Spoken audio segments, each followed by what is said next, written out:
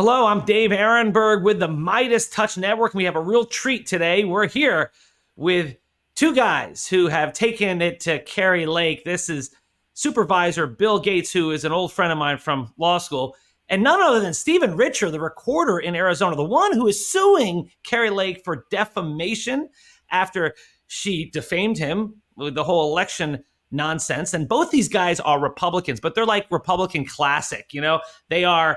They're old school Republicans who actually believe in elections and the rule of law.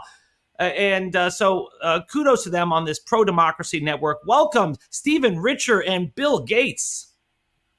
Thanks for having us. Yeah. Thanks, Dave. Appreciate it. Yeah, collector's edition Republicans. Exactly. And if you're wondering, no, it's not that Bill Gates. This is the Bill Gates who helped save our democracy. He's probably not worth as much as the other Bill Gates, but he has meant a lot to our country. Bill, it's good to see you again. And let's get right into it because, Stephen, you are the recorder in Maricopa County. That's like the largest county in Arizona. Bill Right. is the supervisor there, so he's like a county commissioner. And both you guys stood by your election results. So, Stephen, tell us, when was it when you first learned that Kari Lake had gone off the deep end, was attacking you personally for trying to supposedly steal the election for Joe Biden?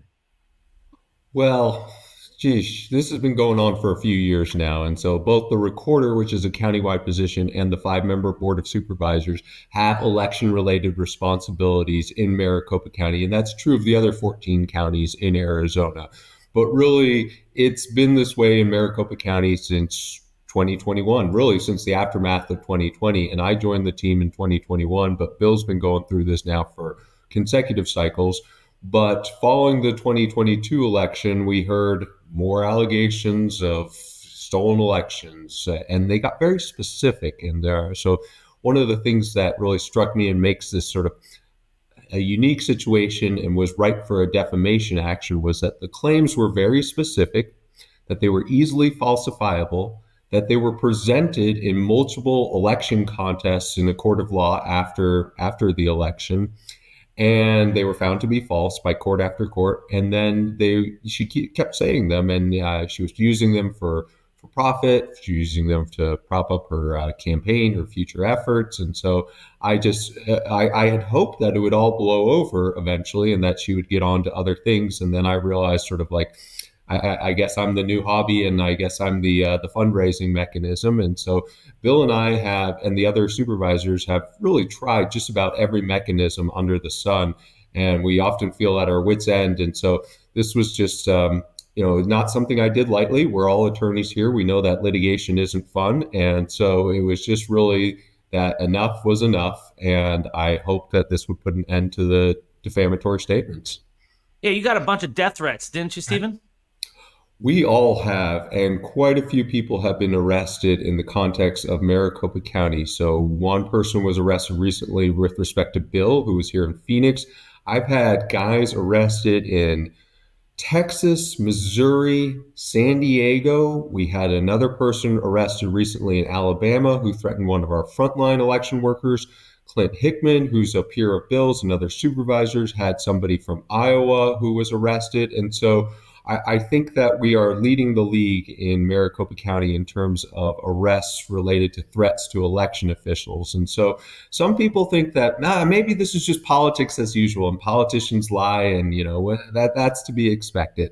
And maybe there's a certain truth to that, but these lies get to the very core of what American governance is, and they accuse us of really heinous crimes.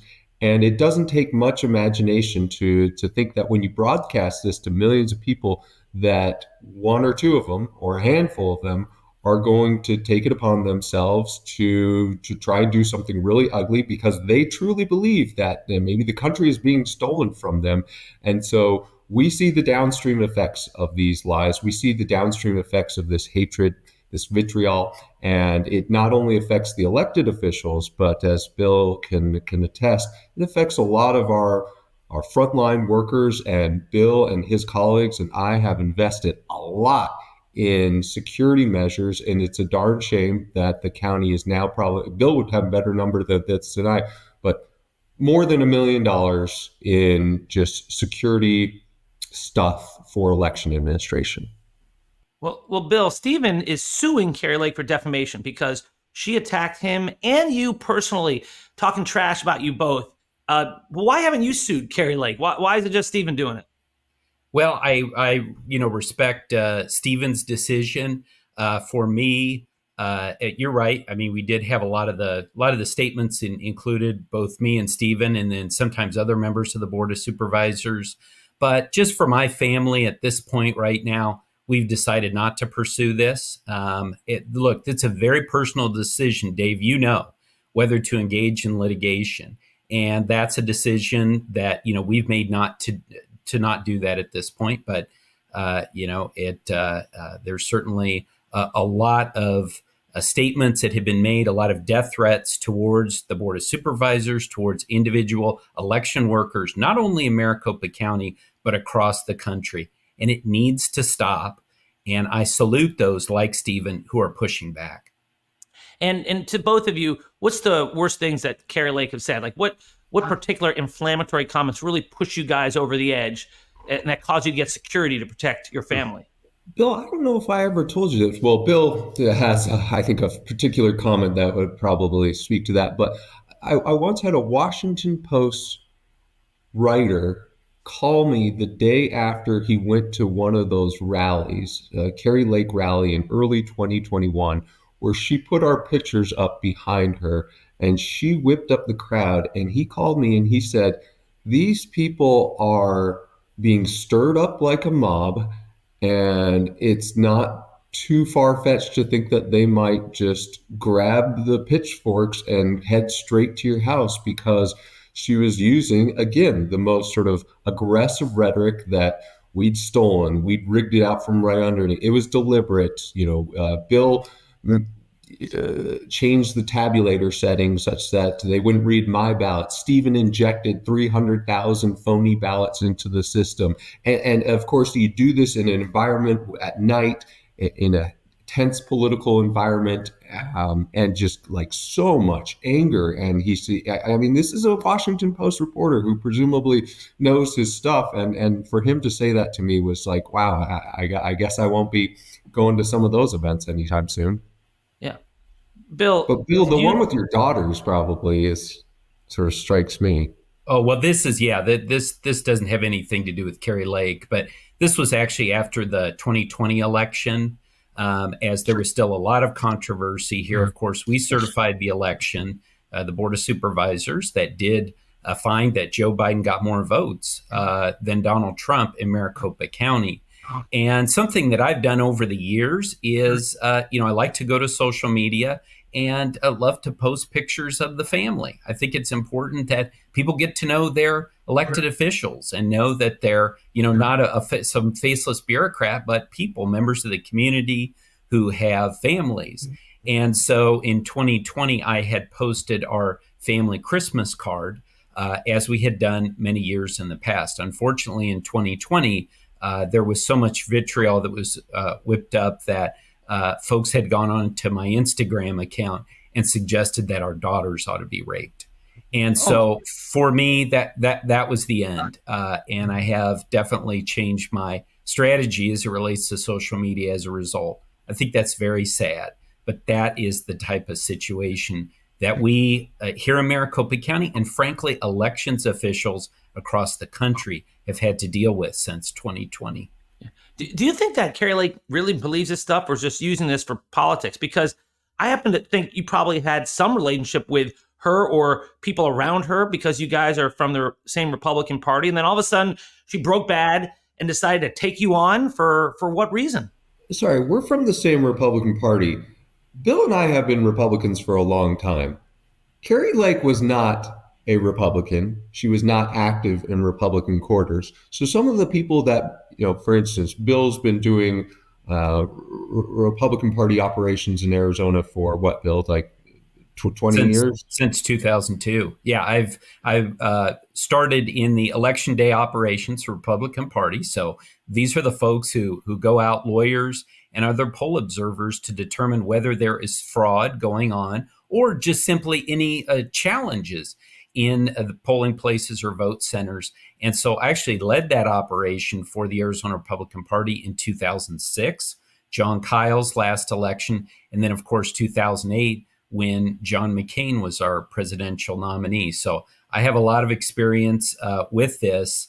And, interestingly, a lot of the people who are involved now, they're new. I'm all for new, folks getting involved in the political process. But to Stephen's point, there's a lot of new faces who those of us who've been around for a long time had never seen before, say 2020.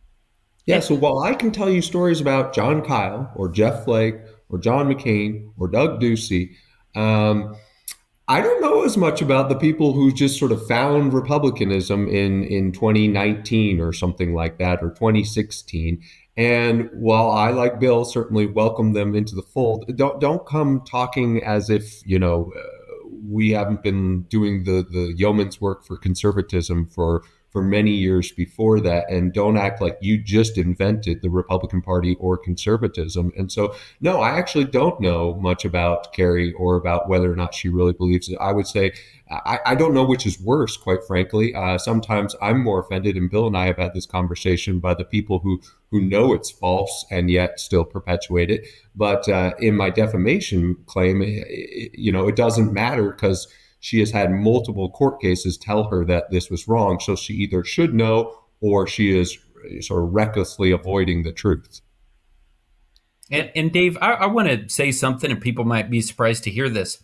I have no personal animus towards Carrie Lake. To Stephen's point, I haven't had a lot of interactions with her over the years. My job is very simple. I'm a member of the Board of Supervisors. We're in 50 lines of business. And one of the lines of business that we're in, which has, of course, gotten a lot of attention, is working alongside Stephen and his team to run the elections and certifying the elections. And in the end, that's what I'm going to do. And I'm going to continue, like Stephen, to say the truth and push back when people are peddling disinformation. Yeah.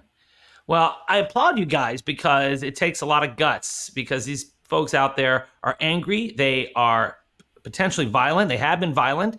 And I think, Stephen, you make a good point. A lot of these folks are new Republicans. They're the MAGA Republicans. They don't believe in the same principles you do of free trade and limited government and let's get tough on Russia. It's like the opposite for these folks. But here we are. So, Stephen, your lawsuit seems to be doing pretty well, because the Arizona Supreme Court just recently ruled in your favor. They rejected Carrie Lake's motion to dismiss. And finally, on appeal, that means it's on, right? So the next step is discovery. So you get to get all of her little hidden recordings, because she's always recording people, and you get to depose her. Are you doing that next? You're going to put her under oath? Yeah. So, Dave, you know that for a defamation action, really surviving a motion to dismiss is very meaningful, because then it sort of flips the balance of powers, and then it becomes much more challenging for a defendant. And so that was a very important step. And that's because we have a strong case, and we've long felt that we have a strong case. And so we won at the trial court level, and then the Court of Appeals and the Arizona Supreme Court declined to review that. So the trial court ruling stands on the denials of the motion to dismiss. And now we go to discovery. Now, for somebody who says that she has evidence of all of this, it's a little bit peculiar that she has consistently filed motions to stay discovery pending appeal. But now those motions to stay are dissolved. And so we will be pushing for an aggressive, very thorough, but professional discovery process. And we will be asking for all types of materials relating to her her allegations and to any money she's made off of it. And that can include, of course, text messages, emails, but it can also include, document or recordings that she apparently makes in some of her conversations. Yeah, and it happens to be happening during the final stretch of her attempted election to the U.S. Senate. So it's not good for her. I'm surprised she's not trying to settle this.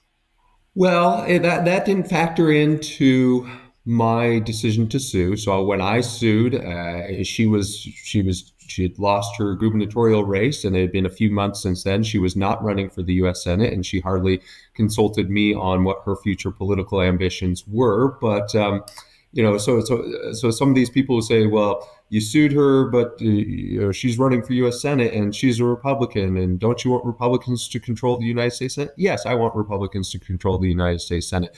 No, I was not going to withhold on exercising my legal rights just under the possibility that she might run for U.S. Senate and she might win the primary. Now, is it bad for her? I don't know what sort of goes into the calculation. I know I like where we stand, and that's about all I can sort of say. Yeah. Well, do you guys ever watch Seinfeld? I mean, are you Seinfeld fans? Yes. In my video with on this issue, I likened these MAGA folks who keep trying to hide the ball. Like there's this group called True the Vote in Georgia, and they claimed election fraud, and then they were sued, and finally they had to admit through discovery that no, actually they don't have any evidence. There is no real person who said that their vote was stolen. It was all a ruse. Well, this like Costanza, George Costanza, pretending that he has a house in the Hamptons, and he kept taking these people further and further along, hoping they would just turn back. But then in the end, he had to finally break down and admit there is no house. It was all a fake. Well, that's what this is, right? At some point, I think Kari Lake's going to have to admit there is no fraud. It was a fake. And then Stephen Richer, when you win this lawsuit, which I think you will, I can't say with certainty, but I think you will. I think Stephen Richer will become richer. Is that a pun that you hear a lot?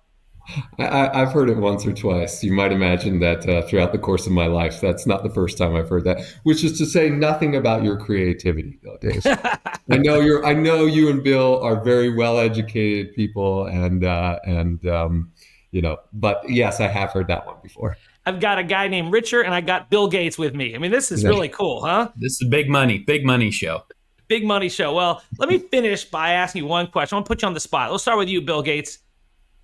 Who's going to win the U.S. Senate race between Kari Lake and Ruben Gallego, the Democrat? And who are you voting for?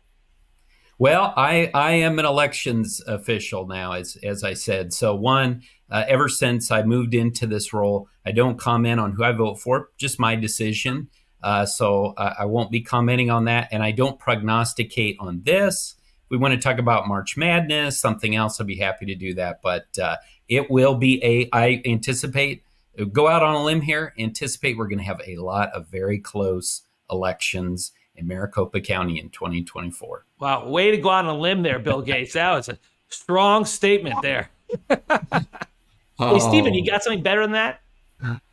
Yeah, I guess the one that for me is, I think, important for more and more Republicans is I just think that President Trump has crossed too many lines. And I'm pleased that yesterday, Vice President Pence said that he's crossed too many lines for him to endorse President Trump for the candidacy. And for me, January 6th, the documents, the sexual assault, the continued lies about our election system, I think that these are things that in 10 years ago, we would have all said, those are deal breakers. This is a no-duh situation. And I think that we have gotten into this sort of weird mental warp where we have apologized, excused those things, and we have elevated what we perceive to be the threats of the left to a level where it excuses some behavior on our side. But I don't believe that is appropriate. I don't like a lot of the stuff that the left is pushing. I want a Republican president, but if you can't say no here, then is it just that you will never say no to the Republican nominee for president? And I don't believe that makes you an American first. And that's what I think is important. So, Stephen, I respect that greatly. Are you going to follow Mike Pence's lead then and say that you will not be supporting Donald Trump? But will you go any further? Do either of you guys, Bill, are you going to say the same thing? Are you officially not supporting Donald Trump for his reelection? No, like I said, that's not. I'm not taking any positions on any races that are going to be on the ballot in Maricopa County in 2024. Yeah. All right, and I said reelection, but you know what I mean. Yeah, Stephen, go ahead. Yeah, David, it might surprise you, but he hasn't asked for my endorsement, and I'm not going to be calling him up and teeing it up. Well, major respect. I'm not going to push you to endorse Joe Biden because I know that that violates your oath as Republicans. But I'll ask you this: which way will Arizona go? This is the final question. Will it be red or blue when it comes to the presidential race in November? Because Arizona is a crucial swing state. So which way are you going to go? I don't have any special insight. That's disappointing. I mean, I know that I think everyone's right to say we're one of 5 states. There is a palpable dissatisfaction with the border in Arizona, and I think for a lot of people that's like a third or a fourth issue. But I think that President Biden, as told to him by Senator Kelly, as told to him by Governor Hobbs, as told to him by Senator Sinema, is facing some real liabilities with the border here in Arizona. And then we've also been particularly hit by inflation here in Arizona. It's become Arizona still is an affordable state vis-a-vis California, but home prices have gone up, food prices have gone up, more so here in Arizona than in many places in the United States. And so while President Biden narrowly won Arizona in 2020, I think it's probably a coin flip. Do you agree, Bill? Yeah, I agree. And the amount of attention that Arizona is getting, we've got presidential candidates coming here. They're going to be here often. We have our presidential preference election on Tuesday, even though it's locked up on both sides. We will continue to get a lot of attention. The amount of money that's going to be spent on campaign advertising is mind-boggling. And I think people are just going to start turning their TVs off, let's say until the end of November. So close. And Maricopa County itself is so close within a state that is so close. Yeah. And I do like to look, Stephen knows I'm an optimist. And I want to leave with an optimistic thought, which is, our levels of participation, voter participation, are up. So that is a good thing that has come out. And I don't think that's going to change at all. I think we will again see record levels of participation. But that's not me being coy here. I don't know who is going to win. This is going to be extremely close. I know I said that was the last question, but I have to push back on one thing. Stephen, you were talking about the border, and I recognize that is a really important issue, but Biden and the Republicans in the Senate, James Langford, had a really good, strong border bill, and Donald Trump killed it in the House. Does that not resonate with voters? Perception can become reality. It's much to my disappointment. I would say that the last 3 years have felt like the border has not been addressed. I think that Republicans here would say that the amount of staffing, the amount of money, then even the number of border visits that President Biden has had, all leave something to be desired. Now, I think that Democrats could push back that, hey, it's your nominee who called up, U.S. senators and said, Republican senators, and said, kill this, and for maybe political reasons. But generally speaking, it's the party that's in power that will own the issue, whether fairly or not. And all I would say is that the border is not perceived as a great situation right now in Arizona, and President Biden is the president. And so I think that that's an easy, if not perfect, line to draw for many Arizonans. All right, we're gonna have to leave it at that. And I really appreciate you guys. I go by the name Florida Lawman. That's my AK, and I gave myself the name. I guess as they say it on Seinfeld, you can't call yourself T-Bone, but I called myself Florida Lawman. But today, it was Arizona Day with 2 stars in Arizona politics. I salute you both for your courage in battling the extremes in your party. So thank you for being with us on the MeidasTouch Network. Stephen Richer, Bill Gates, appreciate it, guys. Thanks, Dave. Thanks, Dave. Love this video? Make sure you stay up to date on the latest breaking news and all things Meidas by signing up to the MeidasTouch newsletter at MeidasTouch.com/newsletter.